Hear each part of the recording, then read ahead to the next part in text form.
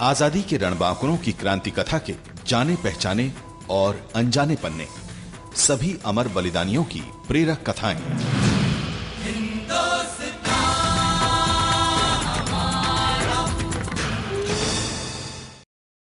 सन 1833 में ब्रिटिश सरकार ने ईस्ट इंडिया कंपनी को भारत पर राज करने के लिए 20 साल का पट्टा दिया था।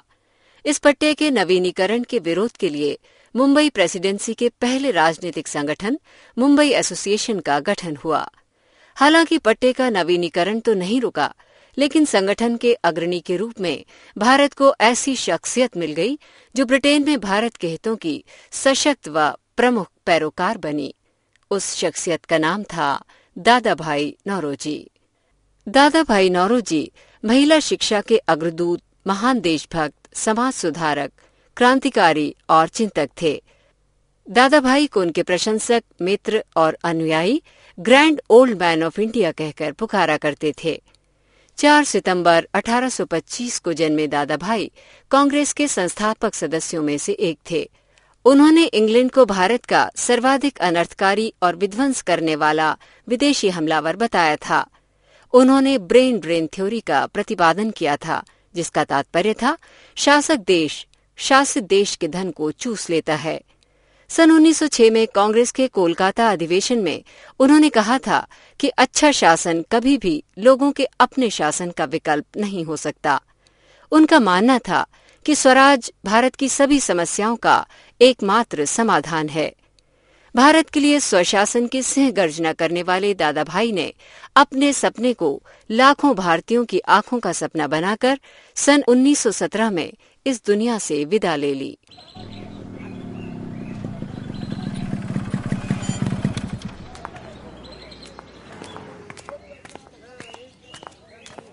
नमस्कार काका। नमस्कार बेटा, नमस्कार। आओ, अरे आओ आओ, कहो क्या हाल है? काका, आज आपके ऊपर एक शर्त रखी है हमने। मेरे ऊपर? अरे भाई, मैं भी तो सुनूं कि मेरे ऊपर क्या शर्त रखी है। काका, हमारे एक हिंदी के प्रोफेसर हैं। वो हिंदी भाषा के बहुत अच्छे जानकार तो हैं ही, और हिंदी के अलावा वो 3 और भाषा भी जानते हैं। वाह भाई, ये तुम लोगों का सौभाग्य है कि इतने गुणी व्यक्ति तुम्हारे प्रोफेसर हैं। हाँ काका, वो तो है ही, पर हमारे कॉलेज के फंक्शन में उन्होंने गाना गाया था, वो भी इतना अच्छा कि अच्छे अच्छे गायक शर्मा जाएं। वाह। और काका, अभी हम उनके घर गए थे तो उन्होंने खुद इतना अच्छा बगीचा लगाया है कि देखते ही बनता है। एक एक पौधा खुद अपने हाथों से लगाया है। वाह वाह वाह, तुम्हारे ये प्रोफेसर साहब तो हरफन मौला हैं, और मुझे पूरा विश्वास है कि वो उतने अच्छे इंसान भी होंगे। हाँ काका, उनका तो पूरा कॉलेज फैन है। इन्होंने बहुत गरीब होते हुए भी अपनी मेहनत से ये मुकाम पाया है। अरे भाई, ये प्रोफेसर साहब वाली बात तो ठीक है, मगर इसमें वो शर्त वाली बात तो वहीं की वहीं रह गई। उसका क्या हुआ? हाँ हाँ काका, उसी बात पर आ रहे हैं। दरअसल हमने जब इन प्रोफेसर साहब को देखा तो हम इनसे बहुत प्रभावित हुए। हमने सोचा कि शायद इनके जैसा कोई और नहीं होगा। पर तभी हमें याद आया कि यदि हम आपको इनके बारे में बताएंगे तो आप जरूर किसी न किसी क्रांतिकारी से इनको जोड़कर वैसे ही किसी महान शख्सियत के बारे में हमको जरूर बताएंगे। और शर्त क्या है कि मैं बता पाऊंगा कि नहीं, है ना? नहीं। हाँ हाँ हाँ काका। अरे बेटा, हमारा इतिहास तो ऐसे आदर्श महापुरुषों की गाथाओं से भरा पड़ा है। पता है, जब तुम इन प्रोफेसर साहब की बात कर रहे थे ना, तभी मेरे दिमाग में एकाएक दादा भाई नौरोजी का नाम आ गया। उनका जीवन भी ऐसा ही था। अच्छा बताओ, कौन जीता शर्त? आप। मैं? हाँ काका, शर्त तो आप ही जीते हैं। क्यों? तो मेरा इनाम क्या है? गर्मा गर्म समोसे और स्पेशल चाय। अरे छोटू बेटा, यहाँ समोसे और चाय तो ला। तो काका, अब कुछ दादा भाई नौरोजी के बारे में बताइए। हाँ बेटा, दादा भाई नौरोजी पारसी जाति के रत्न थे। 12वीं शताब्दी के पूर्व बहुत पारसी भारत के गुजरात में आकर बस गए थे। उनमें दादा भाई नौरोजी के पूर्वज भी थे। वे लोग नवसारी के धर्मपुरा में खेती का काम करते थे। कालांतर में उनके पिता नौरोजी पंजी और माता मानकबाई बंबई आ गए। उनके पिता खेती के साथ पुरोहिती भी करते थे, किंतु आय बहुत कम होती थी, गुजारा बड़ी मुश्किल से होता था। और फिर 4 सितंबर 1825 को दादा भाई नौरोजी का जन्म हुआ। एक कमरे का छोटा सा घर और 3 प्राणी, आमदनी बहुत कम, गुजारा होना मुश्किल। तभी दादा भाई नौरोजी के पिताजी का देहांत हो गया। फिर उनकी माताजी तो एकदम अकेली पड़ गई होंगी। हाँ बेटा, मगर मानकबाई गरीब तो थी, लेकिन उनके विचार बहुत ऊंचे थे। उन्होंने अपने बेटे के मन में ऊंचे विचारों की ऐसी बगिया तैयार की जो समय के साथ साथ विकसित होकर उपवन हो गई। अनेकों कष्ट उठाते हुए उन्होंने अपने बेटे को एक अच्छा इंसान बनाया और वो पढ़ाई लिखाई में अव्वल आते हुए अपनी मां के सपनों को साकार करने में जुट गए।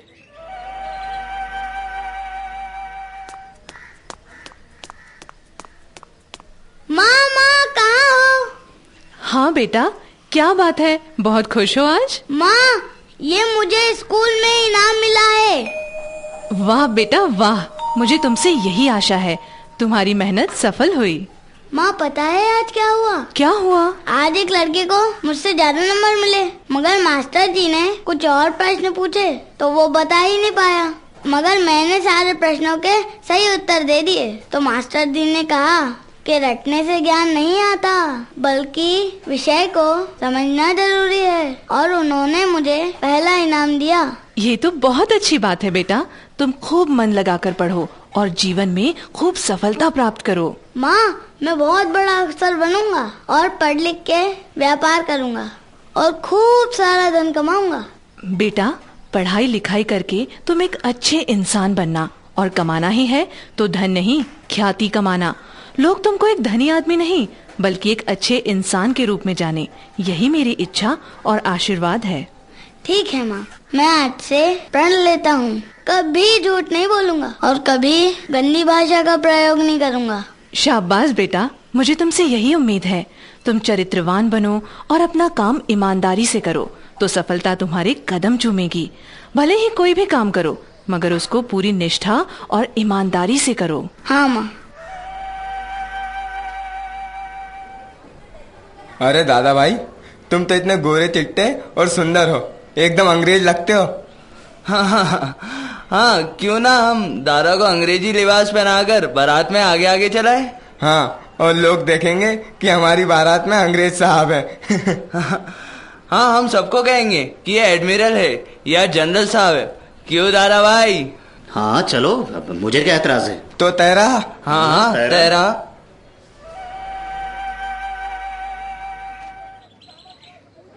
लोगों को क्या मालूम था कि आज जिन दादा भाई को अंग्रेजों की नकल बनाया जा रहा है, वो एक दिन अंग्रेजों के देश लंदन में जाकर रहेंगे और उनकी नींव हिलाकर रख देंगे।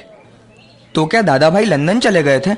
हाँ, मगर उसके पहले यहाँ भारत में उनका विवाह गुलबाई से हुआ, जो रुस्तम जी सराफ की पुत्री थी। तब उनकी उम्र लगभग 11 वर्ष थी। 11 वर्ष? हाँ, तब इसी उम्र में शादी हो जाया करती थी। फिर क्या था, दादा भाई एक होनहार विद्यार्थी तो थे ही, और गणित विषय में उनको दक्षता प्राप्त थी, और उनकी योग्यता को देखते हुए उनको गणित का प्रोफेसर बनाया गया। वे पहले भारतीय थे जिनको गणित का प्रोफेसर बनाया गया था।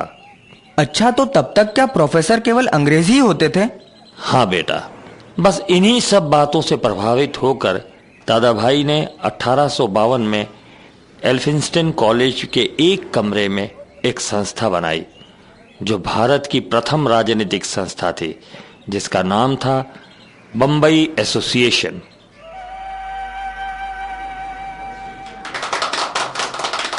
साथियों, आज बंबई एसोसिएशन की इस मीटिंग में अब दादा भाई नेहरू जी आपसे मुखातिब होंगे।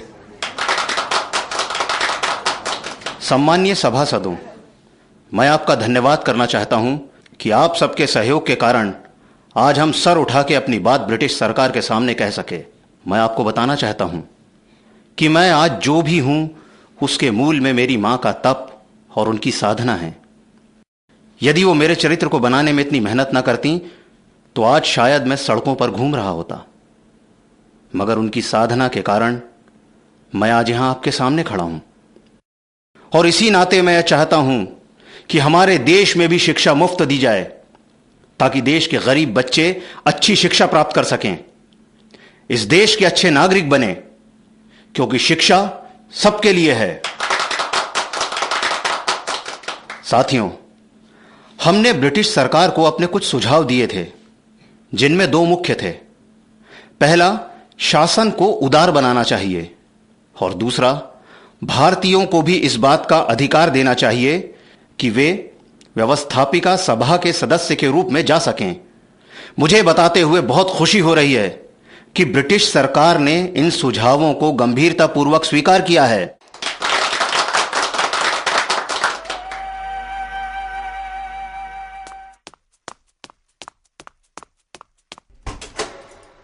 श्रीमान, क्या मैं अंदर आ सकता हूं? आइए आइए दादा भाई, प्लीज बैठिए। कहिए कैसे आना हुआ? सर, मैं त्यागपत्र देना चाहता हूं। क्यों? क्या आपको कोई तकलीफ है? देखिए, आप एक योग्य और विद्वान प्रोफेसर हैं और हमें आप जैसे जीनियस की बहुत आवश्यकता है। आपको कोई भी तकलीफ हो तो निसंकोच कहिए। नहीं सर, ऐसी कोई बात नहीं है। दरअसल मुझे कामा कंपनी की तरफ से ऑफर आया है और मैं सोच रहा। क्या आप प्रोफेसर हैं और ये जॉब छोड़कर आप व्यापारिक संस्था में काम करेंगे? सर, मैंने फैसला कर लिया है और मुझे लगता है कि मैं उस संस्था में जाकर देश सेवा के लिए ज्यादा धन और बल जुटा पाऊंगा। देख लीजिए, मुझे लगता है आपको प्रोफेसर ही होना चाहिए। सर, मैं आपकी भावनाओं की कदर करता हूं, मगर मेरा फैसला अडिग है। आप कृपया मेरा इस्तीफा स्वीकार कर लें। ठीक है, जैसी आपकी मर्जी। आपको उज्जवल भविष्य की शुभकामनाएं। वैसे आप जब भी चाहें संस्था में आपका स्वागत है। हमें आपके आने से खुशी ही होगी। जी, बहुत बहुत धन्यवाद। अच्छा, तो दादा भाई ने बिल्कुल अलग लाइन पकड़ ली। हाँ बेटा, वो सचमुच जीनियस थे और उन्होंने जो भी काम किया उसको दक्षता के साथ किया। काका, फिर क्या हुआ? फिर उसी कामा कंपनी ने उन्हें इंग्लैंड भेजा, मगर वहां भी उनका जल्द ही मोहभंग हो गया और उन्होंने इस्तीफा दे दिया। क्यों काका? बेटा, वो कामा कंपनी अफीम और शराब का धंधा करती थी जो दादा भाई की रुचि के विरुद्ध था। बस उन्होंने अपना इस्तीफा दे दिया। मिस्टर नौरोजी, आप ये कंपनी छोड़कर क्यों जाना चाहते हैं? सर, मैंने बहुत सोचा और जब अपने देश भारत और इंग्लैंड का मुकाबला किया तो मैंने पाया कि मुझे भारत की सामाजिक और आर्थिक स्थिति को ऊपर उठाना है। उसके लिए मुझे लगता है कि मैं स्वतंत्र होकर काम करूं। ठीक है। और इस तरह दादा भाई ने 1859 में अपनी खुद की फर्म खोली और एंड के नाम से उस कंपनी के द्वारा कपास का धंधा प्रारंभ किया। अच्छा, लेकिन काका, देश का आर्थिक उत्थान हो जाए, इतना धन उन्होंने एक कंपनी से कमा लिया होगा। बेटा, उन्होंने जो धन कमाया ना, वो इस कंपनी के आर्थिक लाभ के आगे कुछ भी नहीं था। क्या मतलब? बेटा, दादा भाई वहां रहकर बिजनेस तो कर ही रहे थे, लेकिन उन दिनों जो भी भारतीय विद्यार्थी इंग्लैंड में पढ़ने जाता था, दादा भाई उसकी यथासंभव सहायता करते थे और साथ साथ उनके अंदर देश सेवा का मंत्र फूंक देते थे। पता है, गांधी जी उन दिनों बैरिस्ट्री की पढ़ाई कर रहे थे, वो भी दादा भाई के पास जाया करते थे। अच्छा? हाँ, और गांधी जी तो उनसे इतने प्रभावित हुए थे कि उन्होंने अपनी आत्मकथा में लिखा है कि जिस प्रकार एक पिता अपने पुत्रों की देखभाल करता है, उसी प्रकार दादा भाई भारतीय विद्यार्थियों की देखरेख करते थे। अच्छा, तो दादा भाई ने और क्या क्या किया काका? बेटा, असल बात तो अब बताता हूँ। दादा भाई ने जो सबसे महत्वपूर्ण काम किया वो ये था कि उन्होंने शेर की तरह दहाड़ते हुए अपनी बात विश्व के सामने रखी।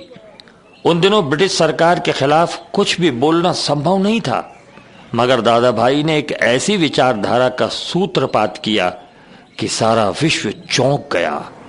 और उन दिनों बहुत से अंग्रेज भी दादा भाई के विचारों से सहमत थे। दादा भाई ने एक नई संस्था ईस्ट इंडिया एसोसिएशन का गठन किया। साथियों, आजकल इंग्लैंड में सभ्यता आंदोलन का बड़ा जोर है और अंग्रेज अपने आप को सर्वाधिक सभ्य बता रहे हैं और वो ये भी कह रहे हैं कि भारत को उन्होंने सभ्य बनाया है। मगर ईस्ट इंडिया एसोसिएशन के मंच से मैं पूरे विश्व को बताना चाहता हूं कि अंग्रेजों ने सभ्यता के नाम पे जो भी भारत के लिए किया है वो कलंक के अलावा कुछ भी नहीं है।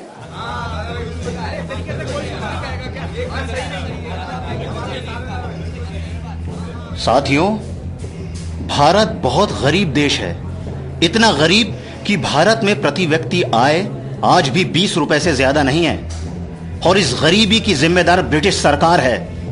जिस तरह रोग का कीड़ा भीतर ही भीतर रक्त चूसकर शरीर को खोखला बना देता है, उसी प्रकार ब्रिटिश सरकार ने भारत का धन चूसकर उसको कंगाल बना दिया है। सभ्यता की बात करने वाले शासन में शिक्षा तक की समुचित व्यवस्था नहीं है।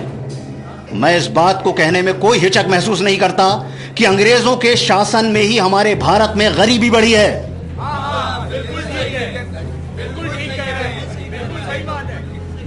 मैं ब्रिटिश सरकार से यह भी कहना चाहता हूं कि अंग्रेजों के साथ साथ भारतीयों को भी सिविल सेवा में लिया जाना चाहिए। और एक बात और, हमारी ईस्ट इंडिया एसोसिएशन की शाखाएं मद्रास, मैसूर और बंबई में भी सफलतापूर्वक कार्यरत हैं।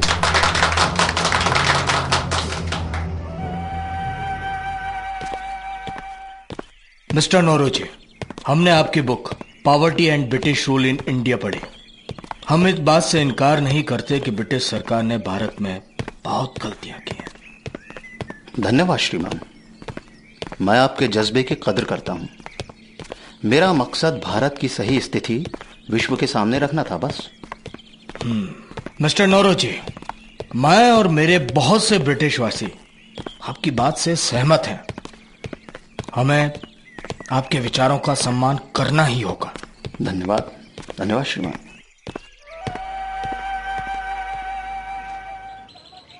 और 1881 में दादा भाई की फर्म बंद हो गई और वो भारत लौट आए। काका, दादा भाई के विचारों से अंग्रेज सहमत थे, तो क्या ब्रिटिश सरकार ने उनको गिरफ्तार नहीं किया? बेटा, दादा भाई एक शरीर नहीं थे, वो थे एक विचारधारा, और विचारधारा को कोई बांध नहीं सकता। उन दिनों वायसराय रिपन ने यहां तक कह दिया कि ये बात अंग्रेजों के हित में होगी कि भारत को स्वायत्त शासन के लिए तैयार किया जाए। और तो और दादा भाई की लोकप्रियता इतनी थी कि 1886 में जब इंग्लैंड पार्लियामेंट का चुनाव हुआ तो दादा भाई बहुमत से जीते। दादा भाई पहले भारतीय थे जो पार्लियामेंट के सदस्य चुने गए थे और ब्रिटिश पार्लियामेंट की बैठकों में उनके भाषणों से अंग्रेज कांप उठते थे। माननीय सभासदों, मैं आपको बताना चाहता हूं कि आज भारत में हालात बद से बदतर होते जा रहे हैं। कहीं भी कोई सुधार विकास नहीं हो रहा है तो बस भारतीयों का शोषण। भारत गरीब होता जा रहा है और इंग्लैंड अमीर। यह कहां का न्याय है कि भारत का धन इंग्लैंड में लाकर अंग्रेज तो ऐशो आराम की जिंदगी बसर करें और भारतीय शिक्षा, चिकित्सा जैसी मौलिक सुविधाओं से भी वंचित रहें? क्या अपने आप को सर्वाधिक सभ्य कहने वाले इंग्लैंड को यह अनुचित नहीं लगता? आखिर कब तक आप जैसे सभ्य लोग इस सत्य से नजरें चुराएंगे? ब्रिटिश सरकार को यह जान लेना चाहिए कि यह अत्याचार भारतीय अब और नहीं सहेंगे। हमें स्वराज चाहिए।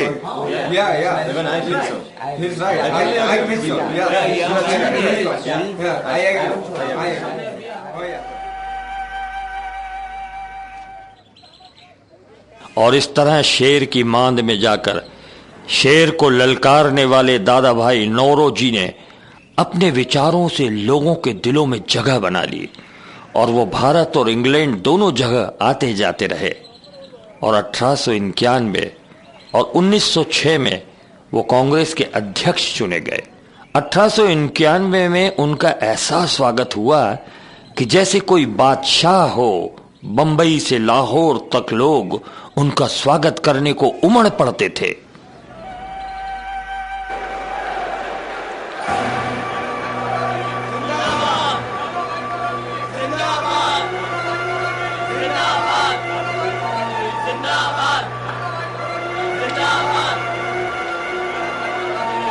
आइए आइए दादा भाई। अरे हमारे लिए बड़े सौभाग्य की बात है कि आज हमें आपके दर्शन हो रहे हैं, आपको सुनने का मौका मिलेगा। आइए इधर आइए।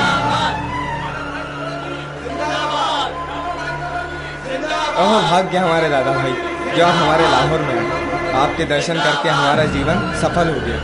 दादा भाई आपका नाम इतना सुना था, आज दर्शन हो गए। मेरे भारतीय भाई बहनों, जब तक हर भारतीय ये स्वीकार नहीं करता कि स्वराज्य प्राप्ति में उसका व्यक्तिगत सहयोग आवश्यक है, तब तक स्वराज की कल्पना साकार नहीं होगी। हमें एकजुट होकर संघर्ष करना होगा। यदि हम अपनी बात पुरजोर तरीके से नहीं कहेंगे तो यह समझ लो कि ब्रिटिश सरकार के कान पर जूं तक नहीं रेंगेगी। आओ हम सब मिलकर इस ब्रिटिश सरकार को जड़ से उखाड़ फेंकने का प्रण लें और बता दें कि भारतीय सम्मान से जीने के लिए कृत संकल्पित हैं।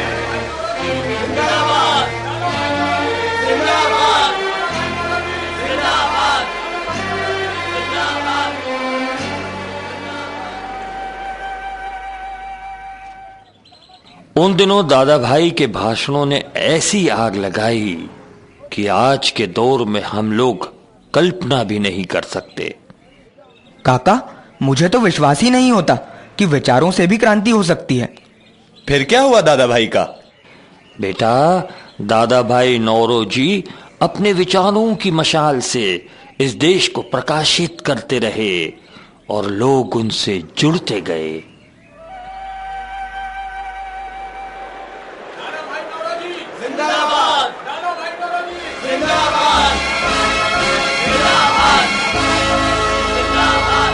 पौधों को सींचना, उनमें फल फूल उत्पन्न करना, उन्हें रोगों और कीड़ों से बचाना सरल होता है, लेकिन पौधों के लिए भूमि तैयार करना, मिट्टी को उपयुक्त बनाना और बीज को बढ़ाने के लिए वातावरण तैयार करना कठिन है।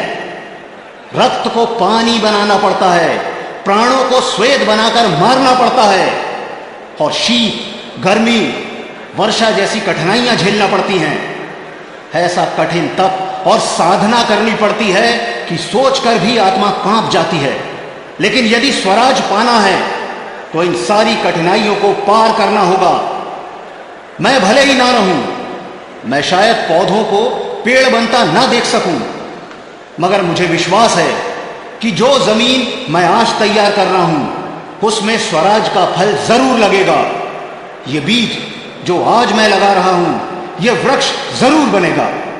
बस हमें अपना आज देना है आने वाले सुनहरे कल के लिए।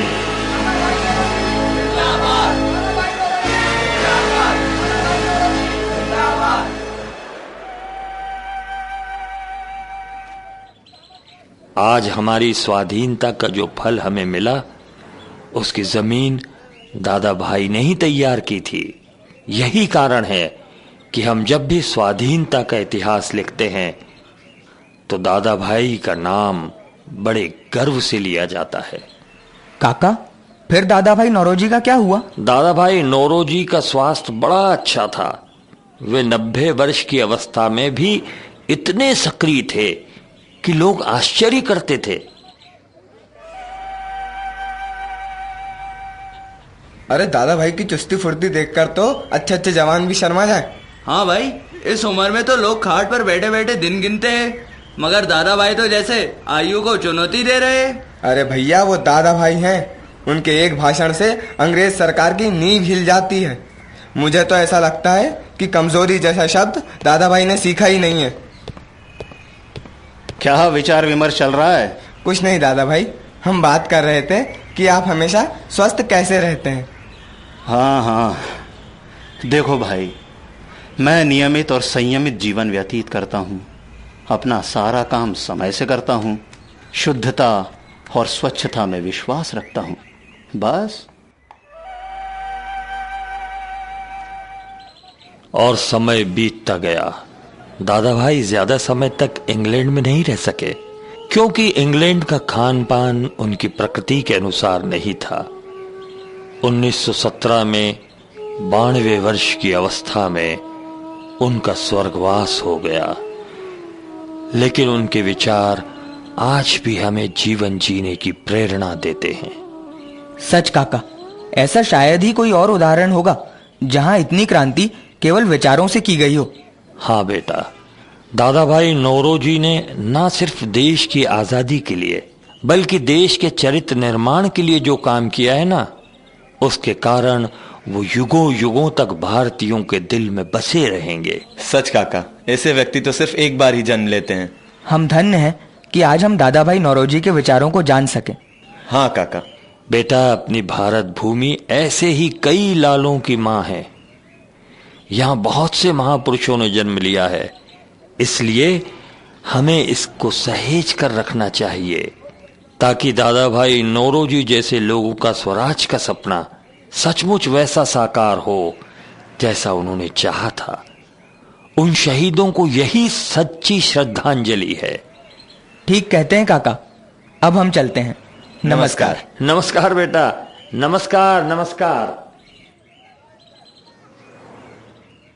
निर्देशन मॉरिस लाजरस, परिकल्पना श्रीराम तिवारी, समन्वय संजय यादव, निर्माण और प्रस्तुति स्वराज संस्थान संचालनालय, मध्य प्रदेश शासन संस्कृति विभाग। भान स्वाभिमान का, देशभक्त रक्त तप्त वक्त प्राणदान का। अधीर मन अधीर तक लब्ध वेग बाण का, भय विहीन लक्ष्यहीन प्रवास है प्रयाण का। सुराज्य हो स्वराज्य हो, ध्यास है ये प्राण का, ध्यास है ये प्राण का, ध्यास है ये प्राण का। दिल मिलाया दम्भ जो विरोध जन्म ले रहा, कुचल दिया था स्वाभिमान जिंदा फिर से हो रहा। जननायक, स्वाधीनता संघर्ष की महागाथा।